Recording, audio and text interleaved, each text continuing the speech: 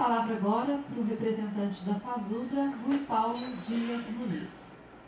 Como combinamos, ele também terá um tempo a mais em função de ser nosso convidado aí externo. Obrigada por ter vindo.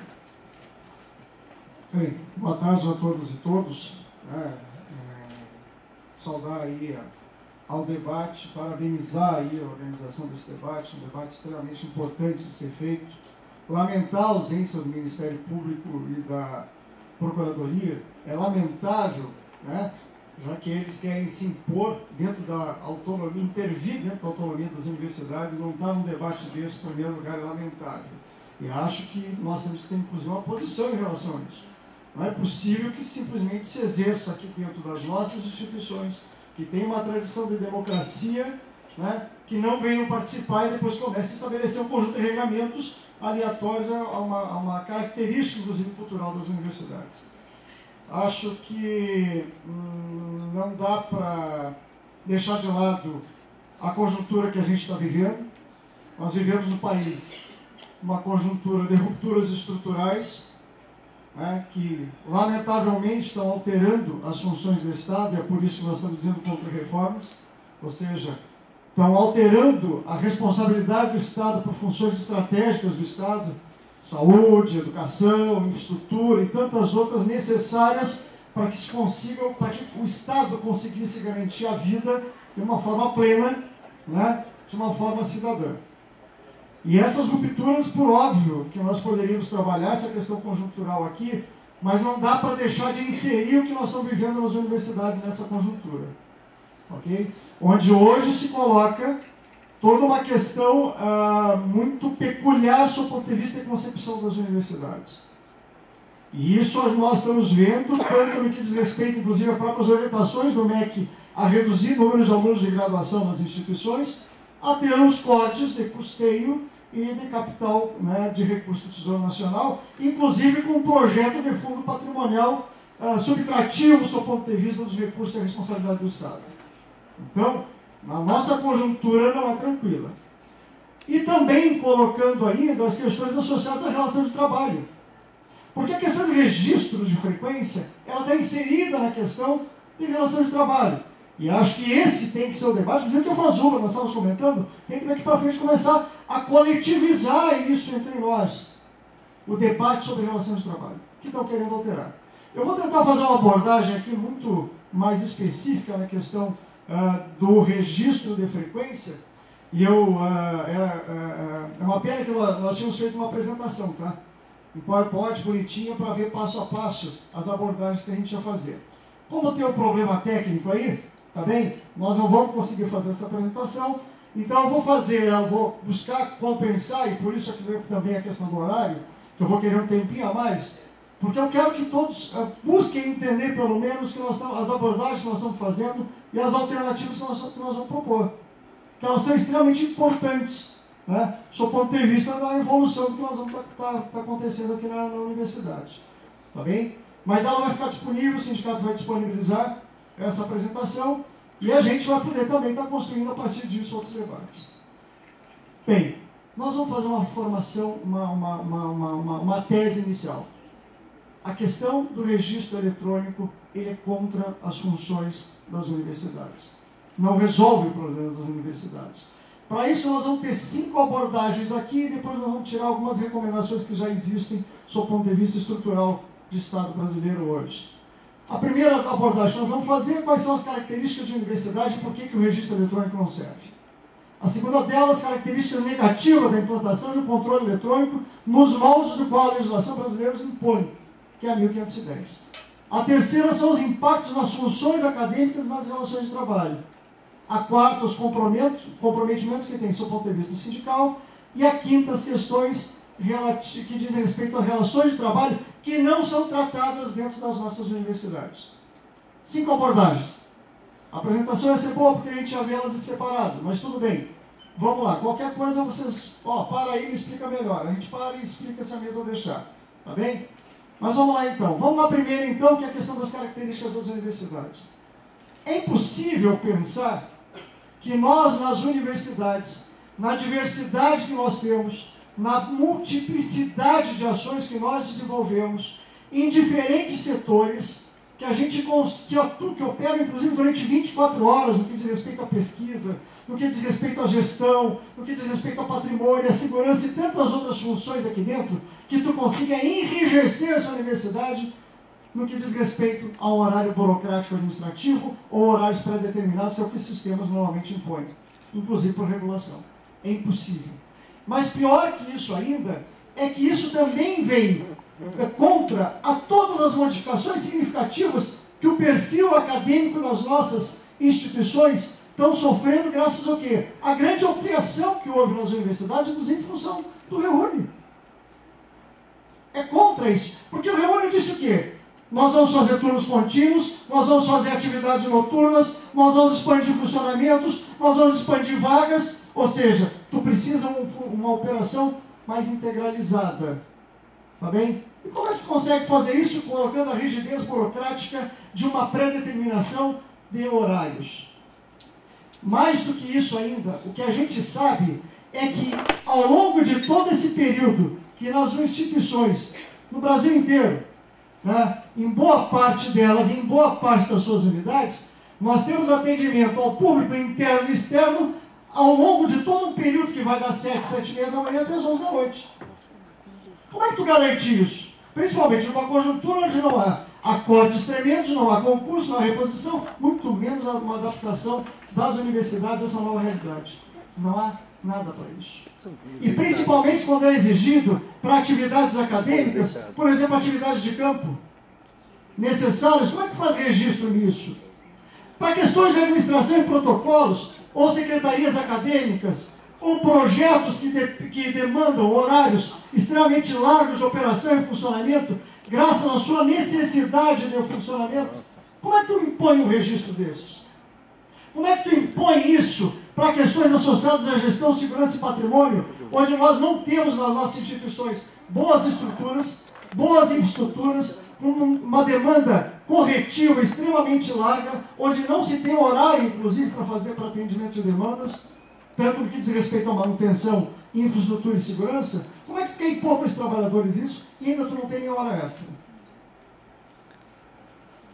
Percebe? Então, mas além disso, tem uma questão que parece que a gente não está dando conta, mas ela é muito concreta. As universidades funcionam como processos. Ninguém trabalha isolado aqui.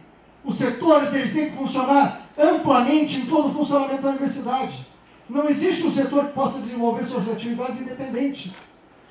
A aula ela não acontece se não tiver o material, se não tiver a disponibilização de elementos de infraestrutura, se não tiver as condições associadas a todos os meios e recursos necessários. Isso causa uma dependência muito grande, não só da parte acadêmica, como da parte administrativa.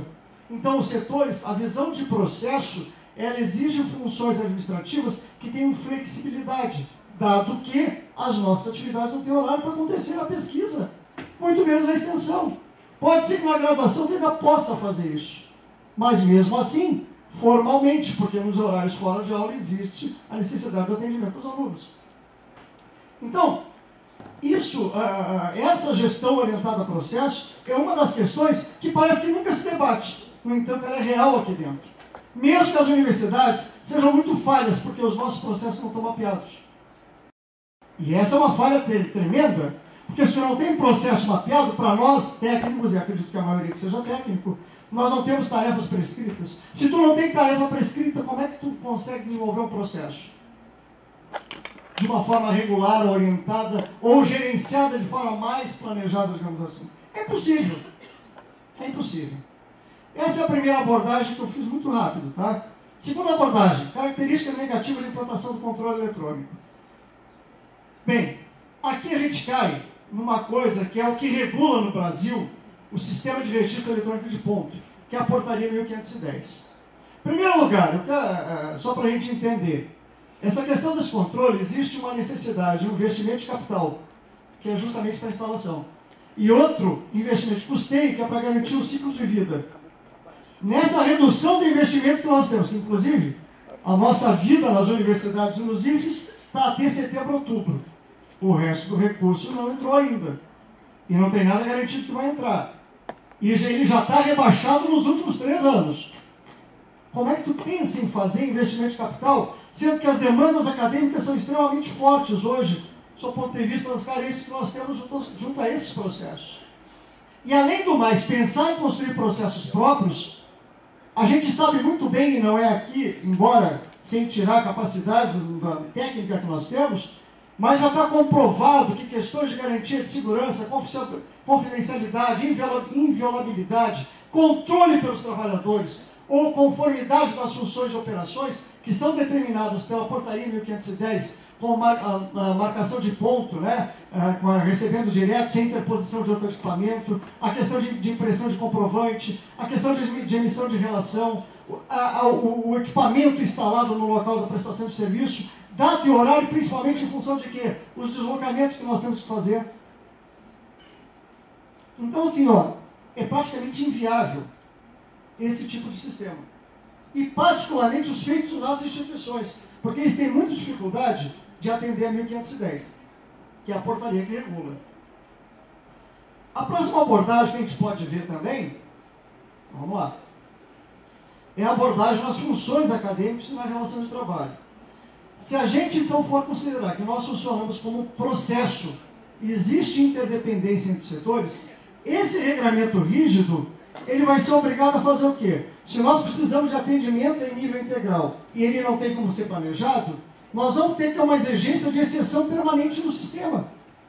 Porque sistema, queira ou não, ele é programado para um determinado tipo de operação.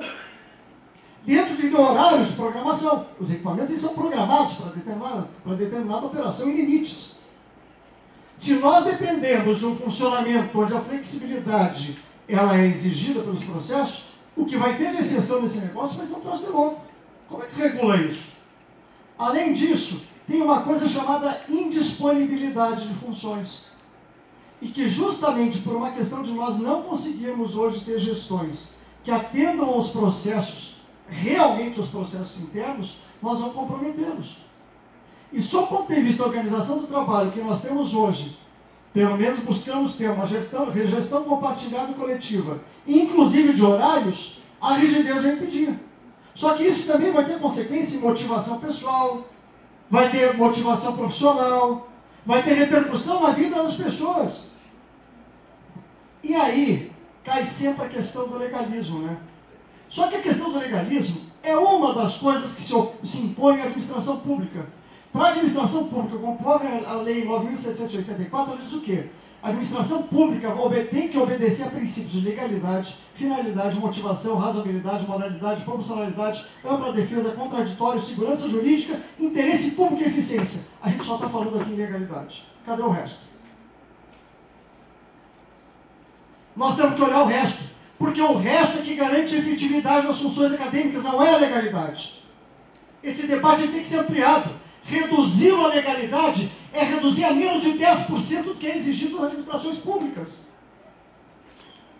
É um absurdo que nós, ainda vivendo uma pretensa autonomia universitária, nós só temos um jeito. A efetividade das funções acadêmicas de ensino, pesquisa e extensão só é capaz de acontecer se eu tiver essa capacidade de democracia e transparência, garantir financiamento público. Em cima de quê? De todos os princípios, não só da legalidade. Então, o nosso convite que nós temos que fazer às administrações, em primeiro lugar, é usar a autonomia para que a gente ocupe sim os espaços de todos os princípios. O de finalidade, motivação, razoabilidade, segurança jurídica, interesse público e principalmente efetividade da universidade. Para que ela existe? São princípios. Então nós temos que fazer o quê? Nosso debate não é só legalidade. Nós não temos que falar só em Ministério Público aqui. Nós não temos que falar só em lei aqui. Nós não temos que falar em direção de decisão de qualquer... Nós temos que chamar para nós essa responsabilidade. Então essa é uma outra abordagem que nós temos que fazer. Duas abordagens mais. Comprometimentos sindicais. Qual é o problema para nós? O problema para nós é que vamos pensar bem. Como é que com esse controle nós vamos conseguir participar das atividades? Assembleias, seminários, congressos, eventos convocados pelo sindicato? Você sabe quem é que conseguiu essa carreira? Você sabe quem é que conseguiu a tabela salarial? Você sabe como é que a gente conseguiu o piso salarial? Sabe como é que a gente tem tudo hoje que a gente tem no contra-cheque? foi para partir da organização sindical.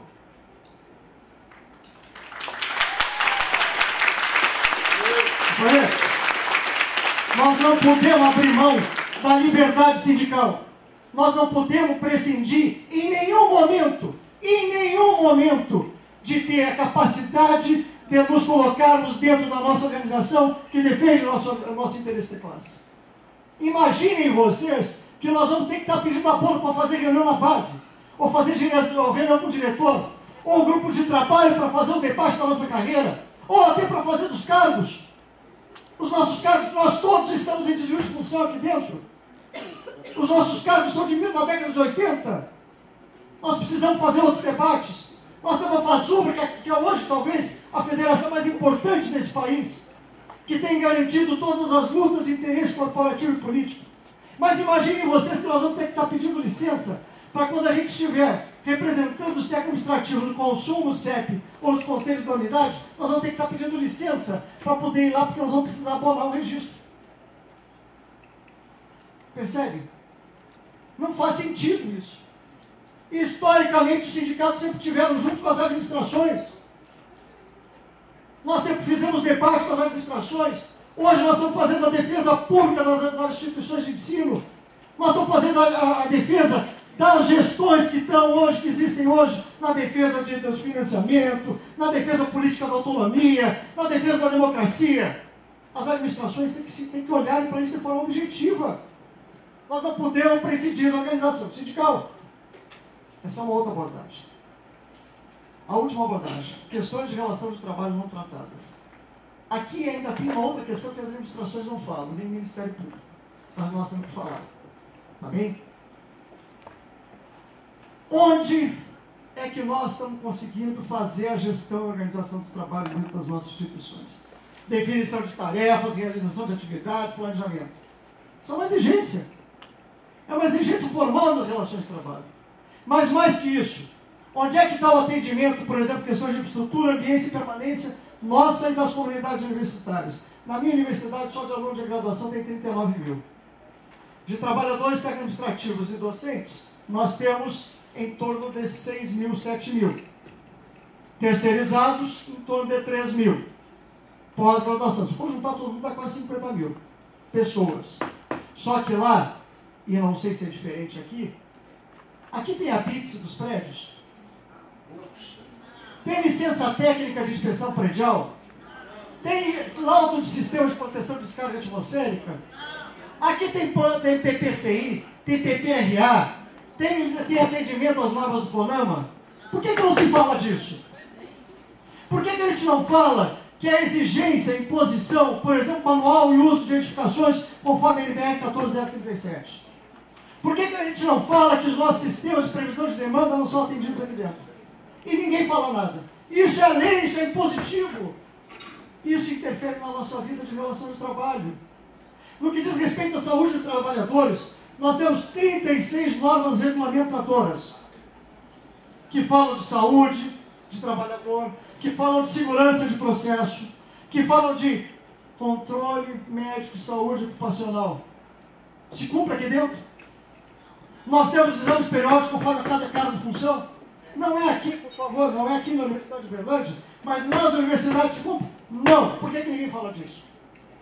Isso é mais ou menos importante que o registro de frequência. Vamos lá. Os riscos de segurança de processo. Esse debate tem que ser ampliado. Nós não podemos rebaixar o nosso debate. Nós estamos falando de relação de trabalho aqui dentro. Não dá para puxar legalidade quando existe o resto. Vamos convidar a administração nos convida, vamos fazer a defesa do todo aqui dentro. Não dessa partezinha pequena que é a legalidade. Estou indo para concluir, tá? Senão daqui a pouco vocês vão correr. Mas assim, ó, por último, tem uma coisa que nós já temos no serviço público. Existem recomendações que devem ser observadas no Estado brasileiro e nas relações de trabalho de servidores públicos. Regulações que elas vêm lá da OIT de 1978, que foram ratificadas no Brasil em 2010, e que foi assinada enquanto decreto em março de 2013. Que ela diz o que, sob o ponto de vista de recomendações das relações de trabalho na administração pública. Primeira delas, os trabalhadores da administração pública devem usufruir de uma proteção adequada contra todos os atos de discriminação que acarretem violação da liberdade sindical em matéria de trabalho. 2. As organizações de trabalho da administração pública devem usufruir de completa independência das autoridades públicas. 3. Devem ser concedidas garantias aos representantes das organizações reconhecidas de trabalhadores da administração pública, permitindo cumprir suas funções, quer durante suas horas de trabalho, quer fora delas. 4. Promover o desenvolvimento e utilização de plenos mecanismos que permitam a negociação das condições de trabalho entre as autoridades públicas interessadas e as organizações de trabalhadores da administração pública, ou de qualquer outro meio que permita aos representantes dos trabalhadores participarem na fixação das referidas condições de trabalho. 5. A solução de conflitos surgidos em razão da fixação das condições de trabalho será buscada de maneira adequada às condições nacionais por meio de negociação entre as partes interessadas ou por mecanismos que deem garantias de independência e imparcialidade, tais como a mediação, conciliação ou arbitragem, instituídos de modo que inspire confiança às partes interessadas. E por último, os trabalhadores da administração pública devem usufruir, como os outros trabalhadores, dos direitos civis e políticos que são essenciais ao exercício normal da liberdade sindical, com a única reserva das obrigações referentes ao seu estatuto e à natureza das funções que exerce. Ou seja, nós temos direito a uma relação de trabalho enquanto servidores públicos. Não se pode chegar e simplesmente impor. Nós somos trabalhadores. Hoje no Congresso transita o projeto de lei 3831, que ele dá por vez o que é recomendação que as administrações devem atender, porque são recomendações que passam pelo decreto 7.944, de 6 de março de 2013, que é o que eu li, tá bem? Hoje tem o projeto de lei 3831, que está na mão para ser assinado pelo Presidente da República. E ele nos dá plenas condições hoje de fazer negociação coletiva e para tratar questões de gestão, organização do trabalho, plano de carreira, política de pessoal, remuneração e outras coisas importantes para a nossa vida. Vou fechar a minha intervenção e depois a gente pode abrir para debate na hora certa, no seguinte. Nós não podemos reduzir o debate de registro, em primeiro lugar, a relação de trabalho. A relação de trabalho é muito mais que isso. Mudar registro muda a relação de trabalho? Muda. Registro eletrônico muda as funções das universidades? Muda. É uma questão extremamente antidemocrática e que termina com toda a nossa capacidade de organização e capacidade de enfrentamento e garantia dos nossos direitos, faz isso também. Então nós temos que fazer o quê? Nós temos que começar a fazer esse debate muito aberto, muito franco, mas organizado pelos nossos interesses, para que a gente tenha, sim, e vamos chamar outra mesa, e nós queremos, sim, Ministério Público, para responder essas questões que a gente está colocando aqui. Não é possível que se restrinja a legalidade o conjunto de impositivos que as universidades têm. Esse é o fundamento que nós temos que trabalhar. Obrigado aí, desculpa se eu estendi o tempo.